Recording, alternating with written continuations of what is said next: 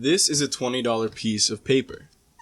And this is a whole bunch of pieces of paper worth about $20. If I were to destroy this book right now, nothing would happen to me.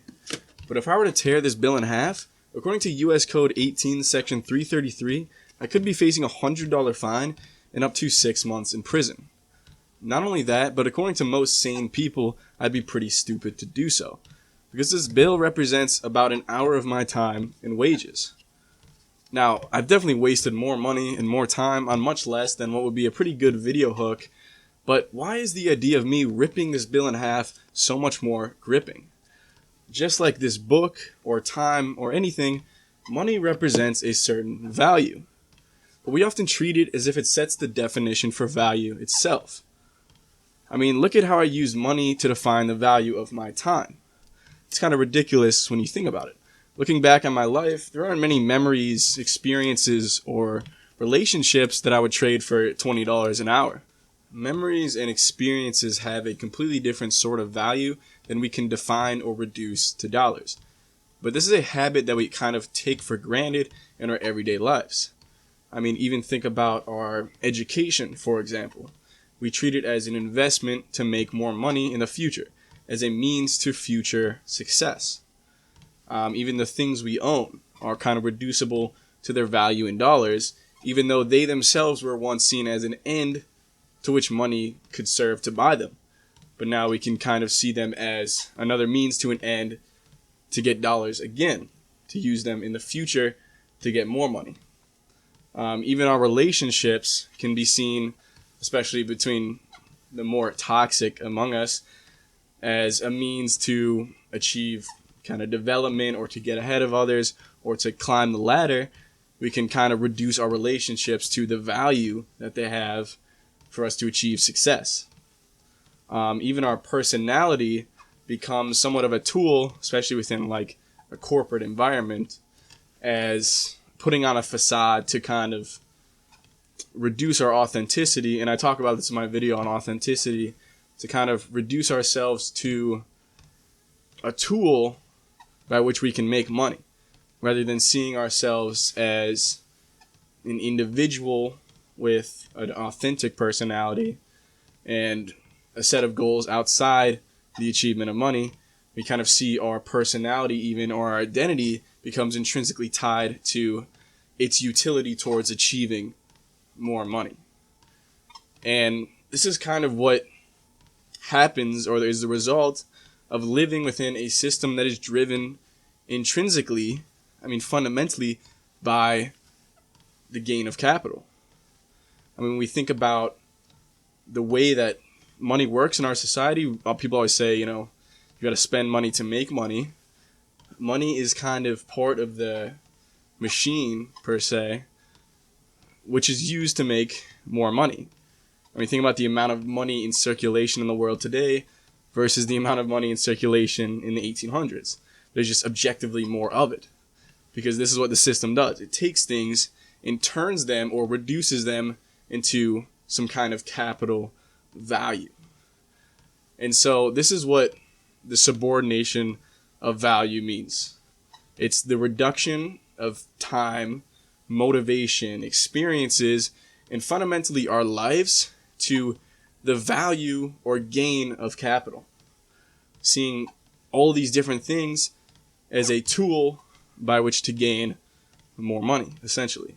And it's very easy to see them that way when we exist within the system that we do, and when our lives are reliant on, to eat, to have a house, need to have money. So it's easy to see things in this way. I'm not even trying to criticize people for seeing this way, just making an observation onto the nature of how our psyche works and how we view the world in a certain way.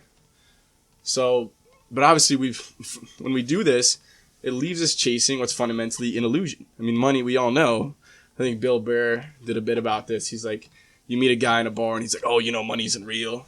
And it's like, everyone knows money isn't technically real. Literally, it's just a piece of paper. You could rip it up, could burn it. It doesn't have any intrinsic value. But it's because we agree that it has value, So it's still somewhat of a collective illusion but it's more tangible when you exist within a system where this illusion kind of sets the definition for the value of things. And so this is kind of furthering the subordination of value, where all these things are not really tangible on their own. Like this book could just destroy it, or other objects we could just buy, but they're not tangible until we put a dollar value on them. And it's easy to see the world and see all sorts of things in this way. And so money becomes sort of the object of pursuit itself, where it could have once been seen as a means to buy stuff or to buy a house or to invest, I don't know, then it becomes sort of an object of endless and limitless pursuit, to the point where we use money to make more money to buy stuff that we can use to make more money. So it's kind of just a continuous cycle in which money is the primary and most tangible motivating thing. I think I was in 7th grade once, and I actually our teacher asked us, what do you think is the most important invention? We had to write a paper about it. Most important invention in human history. And I actually put currency. Some people said medicine or the steam engine or whatever. And I actually said currency was the most important invention because it allows us to communicate on the same basis. And it allows us to create value where there once was none. And I still agree with that, because our world would be unfathomably different without money. There'd be no doubt in my mind that we couldn't support the 8 billion people population, or have, these kind of roofs over our head, or a lot of the stuff we have, or the population that we have, and the systems that we have, without the existence of currency. So this takes us to the Industrial Revolution, where we see this idea about money taking kind of a new spin and reaching kind of an exponential exaggeration, where we have money that's not even real. Debt, we have loans, and we have a new banking system that relies on money being in circulation and treated as if it's real, even though there's no gold standard for it, especially once we came off the gold standard. And so this money becomes kind of an end of the system to create as much more money as possible. And then humans or workers aren't seen as partners of companies or corporations so much as tools of these corporations and of other people. So like I said, our identity is somewhat connected to our ability to create wealth, to create this certain kind of value. And this leads to kind of a whole industrial system as we know it, where layoffs are more commonplace, people get moved for work, and people are kind of okay having to move or chase jobs across the country, where this would have been very unlikely for humans a couple hundred years before. Where you have this kind of develop into this idea of the nuclear family, where it's okay for somebody to be kind of uprooted from their extended family and from their community, because as long as you go where the job is, where the money is, you're going to be okay. And you can have a family there. And so you get lots of people that aren't as ingrained into their communities or don't stay as long in one place. And the value that they receive from the actions that they put themselves into in their everyday lives are more connected to the amount of money that they can get from those actions than the impact that those actions have on their community. So we don't get the kind of integration of our lives into our communities and our families, and it kind of reduces the actual value of what we are and who we are and what our identity means. So, because when you subordinate it with the value of money, you're chasing after this thing that's fundamentally an illusion, it's inevitable that in the process of this pursuit, you're going to lose things that are actually intrinsically valuable within themselves, like relationships, experiences, communities. So we're not acknowledging, or it feels like we've forgotten as a society that we have kind of made this change, and that the way that our families and such are structured now. I mean, I was very lucky to grow up with my extended family around, but it's more the exception and not the normal. So we as a society have become driven so much by money that we've kind of forgotten the negative impacts that this motivation has caused for us. According to a study of 76 kids aged 3 to 6 from America, just the handling of money made them less inclined to be generous and more likely and willing to take more for themselves.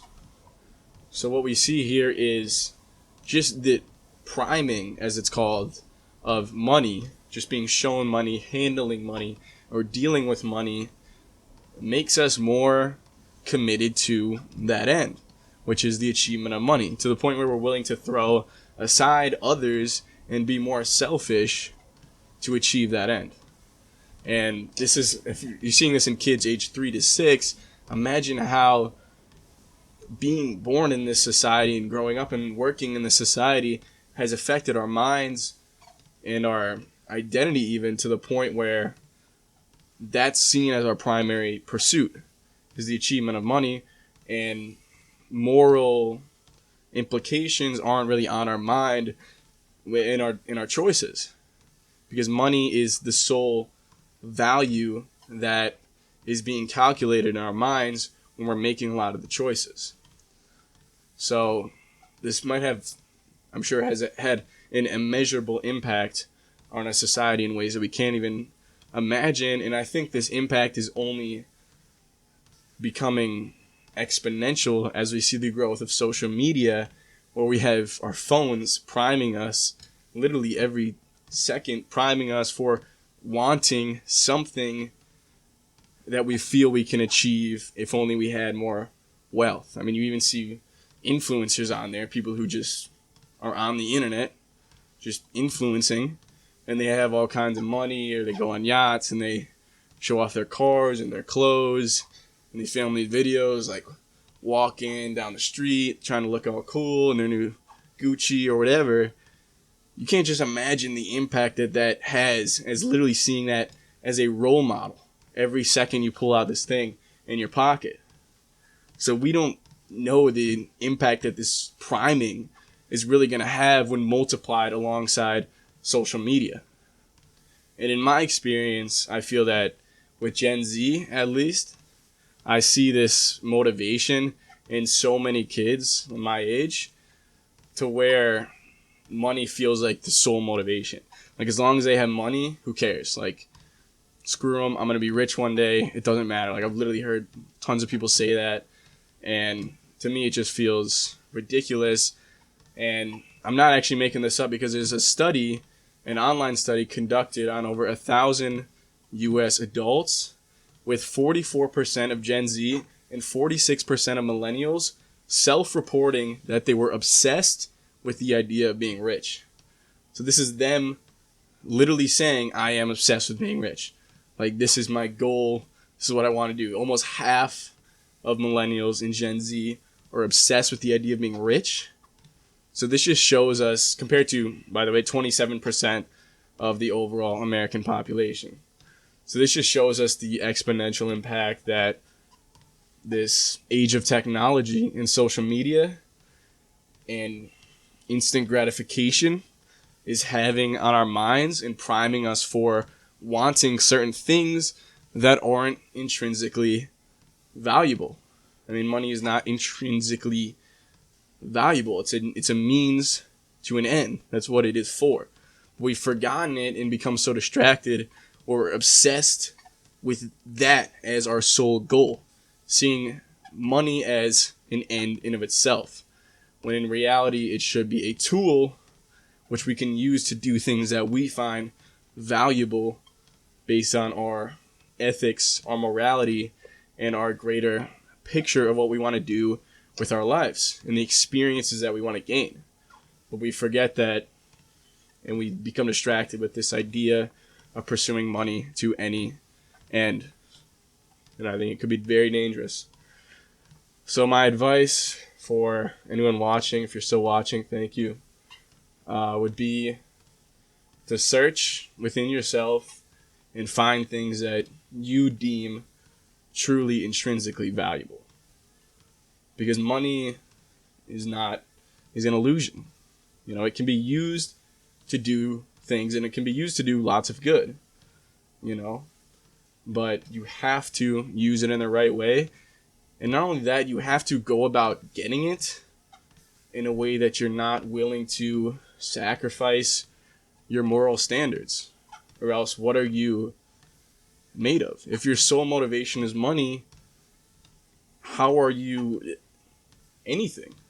Money is an illusion. So how can you have a truly grounded identity, grounded in any kind of higher value system, if you're willing to do whatever it takes and do immoral things to gain money at any cost? So thank you for watching. Please hit that subscribe button down below. Comment your thoughts. I know this was a new kind of video. Usually I don't do just kind of more off-the-cuff videos on this channel, but it's my first one, so hopefully you can learn from it. And, hit that like button, comment your thoughts, and thank you for watching.